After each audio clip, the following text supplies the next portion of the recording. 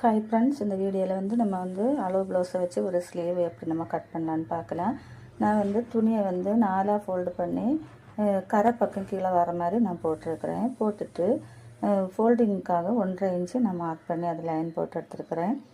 அதுக்கப்புறமா நம்ம இப்போ அளவு ப்ளவுஸ் எடுத்துக்கலாம். எடுத்துகிட்டு ஸ்லீவை பக்கத்தை நீட்டாக இந்த மாதிரி எடுத்து போட்டுக்கோங்க. இந்த மாதிரி உள்பக்கம் வர பாருங்க, அதெல்லாம் இந்த மாதிரி இழுத்து கரெக்டாக விட்டுக்கலாம்.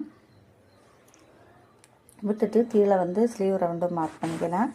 மேலே ஆம்கோல் ரவுண்டு மார்க் பண்ணிவிட்டு நீளம் மார்க் பண்ணி ஆம்கோல் ரவுண்ட்லேருந்து மேலே ஒரு 1/2 இன்ச்சு எக்ஸ்ட்ரா மார்க் பண்ணிக்கோங்க. அதே மாதிரி மேலே நீளம் நம்ம மார்க் பண்ணிடுறேன் பாருங்கள், அதிலே ஒரு 1/2 இன்ச்சு எக்ஸ்ட்ரா மார்க் பண்ணிவிட்டு நம்ம எக்ஸ்ட்ரா மார்க் பண்ணிடுறேன் பாருங்கள், அதில் ஒரு லைன் போட்டுக்கலாம். போட்டுட்டு இந்த இடத்துலேருந்து ஒரு 2 இன்ச்சு பாயிண்ட் வச்சு கீழே இந்த மாதிரி நம்ம வளைவாக வரைஞ்சி எடுத்துக்கலாம். எடுத்ததுக்கப்புறமா தையலுக்காக நம்ம பாடி பீஸில் 2 இன்ச்சு விட்டுருக்கேன். அதே மாதிரி இதுலேயும் 2 இன்ச்சு நான் விட்டுருக்கிறேன். விட்டு அதையும் நம்ம மார்க் பண்ணி எடுக்கலாம்.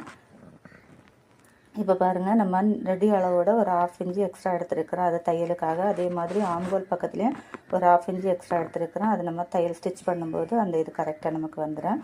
இப்போ நம்ம அதை வரைஞ்சது எல்லாத்தையும் நம்ம கட் பண்ணி எடுக்கலாம்.